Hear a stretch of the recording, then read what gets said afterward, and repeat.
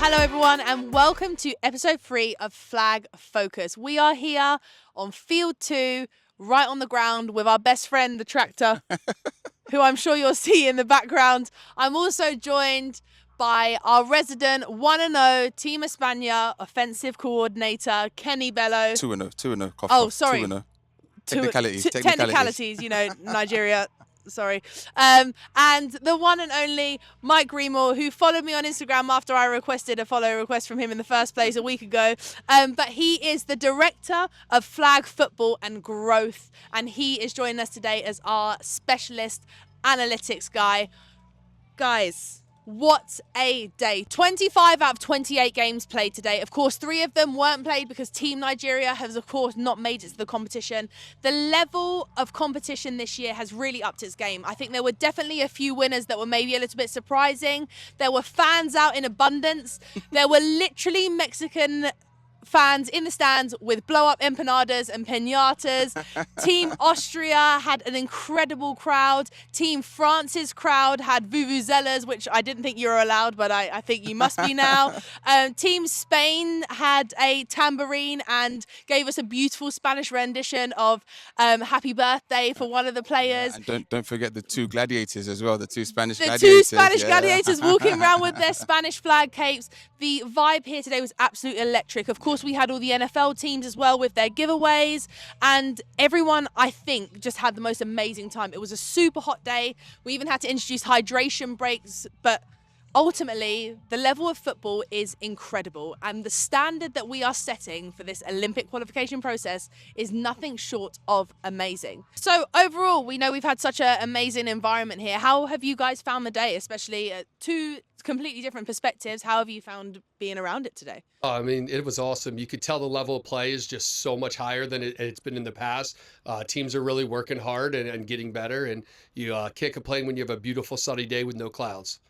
You can complain when you have a beautiful sunny day with no clouds. Everyone did complain. When it's 36 degrees out here and it was sweltering at times, but I think, the hydration breaks are a great idea. Maybe, seeing it from the World Cup. But actually, it's great that the players have been looked after. I love the fact that the announcer was also shouting out for fans to make sure they stayed hydrated. And yes. But I think that literally the only thing that matched the heat was the level of play. All the games, even just kind of walking around, because obviously with the teams, it's a bit more, you're in the bubble. You're, practicing, doing your warm-ups, watching video, whatever it is. And then you go from there to...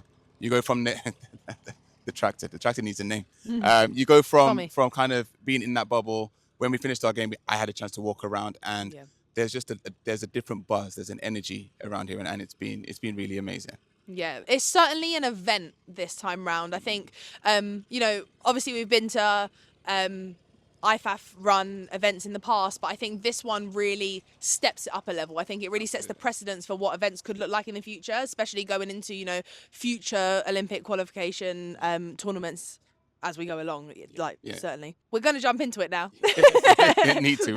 And we're going to have a look at our first game of interest, which is the women's game between Mexico and Germany that took place this morning. So the game ended 38-14, and if I'm honest, Germany came on with some real fire in their belly. They started off and they scored really early. It was their wide receiver, Ellen Reese, who scored the first touchdown. And then they took the 2-point conversion and scored it. So when the game really started going, it was already 8-0. And then after that, it kind of trailed off a little bit. And Mexico really just showed their dominance and their prowess, especially in the quarterback position. They had a lot of sort of trick plays where they were utilizing the other members of the team that could throw the ball, so they could get it further down the field, and they were really utilizing Deanna for her patience ultimately, and waiting for the rushers to come to her, which in some cases they really didn't. I think Germany really missed an opportunity there, not looking to rush her sooner. I think they were in some ways maybe not aggressive enough when they started off really, really well. So our first touchdown for Mexico, they're in a tight formation and the quarterback rolls out, throws that double pass, which allows them to create more time to develop a play. You could see the defense backs off, and the second quarterback just took that opportunity to just run right to the goal line and reach out the ball so that she could score a touchdown. And then Germany comes back with basically a mirror play. They have the double quarterback. They throw it back. Pump fakes it. Rusher jumps. And number 7 just makes that quick little dip and is able to just run in for that touchdown. And here we have the next touchdown. You have Diana with the fake, which creates an opening for Sylvia to get open deep. This is a mirror of the World Games in Alabama touchdown where Sylvia caught the ball falling backwards again. It spreads the defense out, and they just can't keep up with Sylvia's speed. Something that I noticed that you definitely picked up on more or less straight away is the fact that Germany, their defense backed off quite quickly. Do you think that really they could have benefited from being a little bit more aggressive, especially when Diana was nearly on a punt formation? She was so far back on some of the snaps. Do you think that they would have benefited from maybe being a little bit more aggressive towards her? Yeah, I think any team playing against Diana, you have to keep the pressure on. You can't back off at all. As soon as you back off, Mexico's going to take over, and I think that showed. Mexico started off slow. Germany was rushing her, and then they backed off a little bit, and that creates an opening. And Mexico's a team that's going to be high class and high performance the whole game. They're not going to have ups and downs. So by backing off at all, you're giving them an opportunity to keep doing what they do. I think it's interesting, Mike, that you addressed that Mexico really don't take their foot off the gas, because I really wanted to give the men's team an honourable mention because, of course, there was a Mexico-Germany doubleheader today with both the women and the men's. And the men's team finished 30-22 against Germany for the win. But at half-time, it was 16-16. So Germany came back and they sacked the QB in the end zone, so they got a safety. And literally just as the clock ran out, it was 16-16. And it just so happened that in the second half, when they had the opportunity to really sort of put their foot on the gas, they kind of pulled back, and Mexico really didn't seem to. They really wanted to win that game, and they were absolutely going for it. I think the nature and the kind of culture of Mexican flag football especially is that, never letting up. It's constant, again and again and again. And when you face them, you have to find a balance between, if you're over aggressive, you're leaving spaces behind. If you back off, you're leaving spaces in front and gaps through the players then. So it's trying to find a balance. And sometimes some of what the Mexicans do, just as an overall kind of overarching statement, is they keep up such intensity that it can be hard to, where do you defend? You can't stop everything. So trying to pick your poison, and they have many ways to poison you. What a They do. And talking of picking poison, we managed to speak to one of their wide receivers, number 4, their captain, Mónica Rangel. She did an interview with us earlier, so have a look. Hello everyone, we are joined by Mónica Rangel, one of the wide receivers and the captain for Team Mexico. Congratulations on a stunning win, 38-14, really well done, a great game. Just a general question to start off, how did you personally feel that game went for you? I feel so excited because at first all the people from Mexico are here. It's one of the best things to see them here, and start again the local team is Germany. It's a big expectation for everyone here. Absolutely. I must say your crowd is very impressive. We went up and we had the opportunity to talk to a few of them. I'm pretty sure someone has a balloon empanada up there as well. And it was so lovely to see you guys come into the field with some gifts as well that they'd brought you, which was so lovely. What I will say, though, is Germany was a team that came out with a lot of intensity to start with. They started off really, really strong. And that being said, what was the moment in the game where you felt like offense really needed to switch it on and up that intensity to match it to have a really good game? I think every offense for us is different because the level we need to improve every drive, because all the teams here in a World Championship change the mindset every offense or every defense. We need to be safe. We need to have a good expectations from all the plays inside of the field. Absolutely. And you've got the win, but of course this tournament is only just getting started. You have another game this afternoon. You have more games moving on for tomorrow. What are you going to do to sort of up that performance level to make it perfect, to make those games so much more, even more competitive than they have been, to really, push for those Olympic qualifications? Of course, we need to think about everything before to the game and then just do our work. We will take a little stop and then continue our work because we are ready for that. We was working for all the games, but I think here in a World Championship, it's just game for game. Absolutely. And then last question for you. Where do you think this performance sort of puts you in terms of the world stage? Where do you think Mexico's performance is like right now? Do you think you're very much at the top? Do you think you're at the middle with still some room to improve? Where do you think you're really sitting at the moment? At the moment, I think we are in the first level of Mexico because we have more things to show for all the world. Absolutely. Thank you so much for taking the time, and again, incredible game, and we'll be really looking forward to your game this afternoon. Thanks so much. It was really lovely to have the opportunity to talk to Monica today.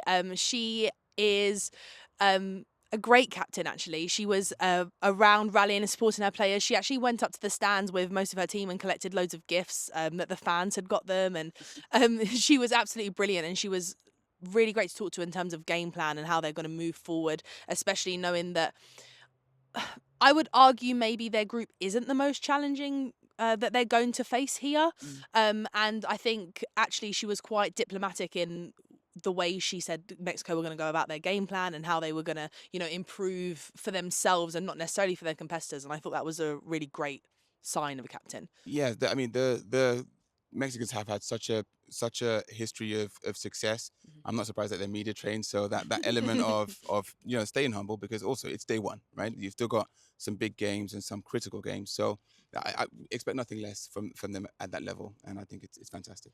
Yeah, 100%. And talking of critical games, our game of interest for the men's today was actually France versus GB. And the reason is because this morning, well, as of this morning, sort of midday-ish, both teams were in the position where huge consequences were around the corner if they did not win the game coming. We had France lose to Panama, and GB fell to Italy, I want to say, this morning as well. And for what was quite, I would say, a gutting game for a very young GB side, they were definitely really angsty coming to get to this game. And I thought that not only were France really fierce competitors today, they were also rather spicy in many ways. Actually, they are. And at this, in the second half, I thought there was going to be a fight. I was like, "Oh, I was no spoilers, no spoilers." Let's see the highlights. Run the highlights.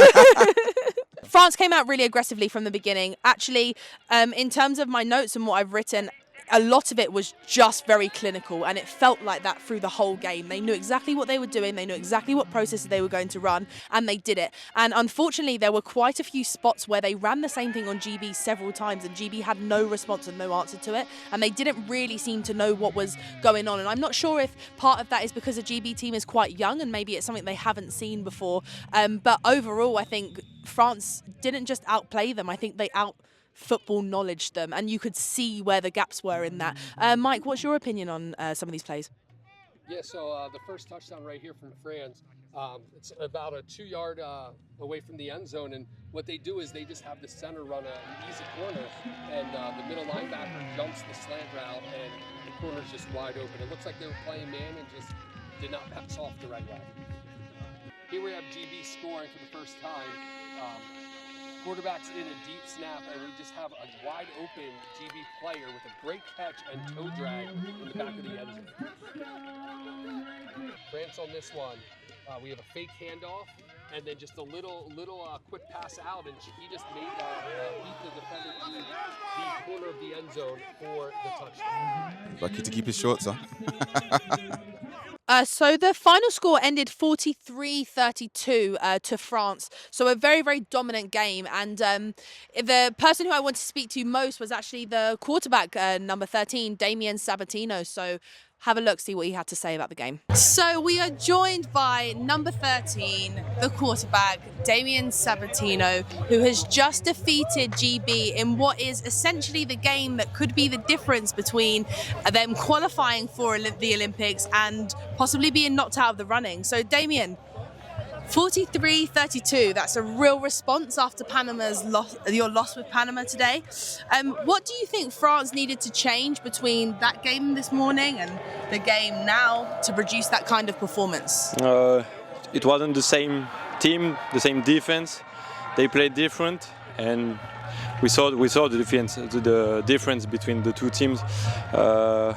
There was more space against GB, and we concluded almost all the drive because there was space and we built the drive good.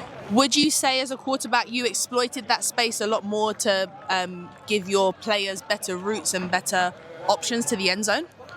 Sorry, can you repeat please? So would you say that because GB had a lot of space, you as a quarterback saw that and decided that's how you were going to adapt the game plan? Yeah, sure. Yeah. So GB came out of half-time with a touchdown, which was a really good response, and they started to get some momentum behind them. Yeah. But you answered straight back. From the quarterback position, how important was it that as soon as GB scored, you responded with another score straight away? Yeah, sure. But we just have to don't take the score. Just stay out of the score and just build the drive, score, whatever the score it is. Our defense was great, and we were great too. So. Absolutely. Yeah. And lastly, you came into today knowing that a loss could have really hurt your chances at qualifying for the Olympics. Yeah. Now you've put yourself back in the conversation and tomorrow's looking a lot more competitive. How does this win change your mindset going into tomorrow and the rest of the tournament? Today, the second game against GB was a playoff game. We know we can't lose. Like GB, they can't lose, so it's a playoff game. Tomorrow it's another playoff game, and it is what it is. And in terms of your next opponent, so tomorrow, how are you going to prepare for that today to move into that game? We know Italy. They are a good team. They won the European Championship, but we will work this evening, tomorrow morning, against their system, and we will so. Brilliant. Thank you so much for the time. I really appreciate it. Thank you. Thank you so much. Damien was great to talk to. He said something really that I thought was really important and really powerful. Is he basically said that every single game to him is like playoffs. He said he doesn't look at any competitor as, oh, I'm going to qualify for the Olympics. He looks at every single game as if he's about to play a playoff. Tomorrow he'll look at it the same, and then hopefully, when they get to the semi-finals and then hopefully the finals, like he said, they'll be looking at a game like it's playoffs. And I think that's a brilliant mentality to have, especially as someone who's clearly a leader on the team and someone who's played for quite a while. I think it's a really nice way to look at things, especially if you want to try to stop your team from getting ahead of themselves in such a big game, Throwing it to you, Kenny. Overall, what do you think of the day so far? What are you looking forward to sort of going forward? It's going to be a very long weekend. You've got Friday, you've got Saturday, and of course you've got the big day on Sunday. So what are you looking forward to from both the perspective of yourself as a neutral and as an offensive coordinator? On both parts, all of it, on both sides, it comes down to the energy, right? So it's been a fantastic atmosphere so far. As the games get a bit, the level's been fantastic already. Competition is super high, and looking forward to more of that because the games mean something. There are games that have been super close, 1 point in it. We look at the GB women versus China. Ended up with it being 1 point in between. The Austria women, I was watching the two games I have at the same time. Austria women versus France ended up change a lead change right in the last minute, last 48 seconds, I think. So more of that tomorrow, a bit less of the heat, hopefully. But the festival atmosphere, really hoping that continues because that's an amazing part of everything. Absolutely. Yeah, I mean, what Kenny said, it's going to be high competition tomorrow, so I'm looking forward to that. All the games are going to matter because you're going to have teams that if they lose, they're not going to make playoffs. So I'm looking forward to the high competition and the great weather that we're going to have. Yes, to more high competition, to more great weather. A look ahead for tomorrow, the ones that we are sort of tracking, and I think you guys should too. The women's team for GB take on Austria, which is a 1-on-1 battle for the World Games and for the European Championships. We also have Panama versus Japan. Big consequences there for whatever team doesn't win in the women's side of the ball. For men's, we're really looking forward to seeing American Samoa take on the USA, mostly because the American Samoa team are now at full strength. The last time we saw them play, they were 8 players. They're now at 12, and they're looking pretty dominant as of day one. And of course, the USA, who against Israel today, maybe that score was a little bit high from what we usually expect, but then what do you expect when their number one quarterback was actually playing slot receiver? So, anything goes. But until then, you know what to do. Like, subscribe, ring the bell. Make sure you tune in tomorrow. Interact with our previous episodes. If you haven't seen, you can go back to episode 2 and episode 1 on YouTube. And as always, we will see you here tomorrow. Thanks a lot, guys.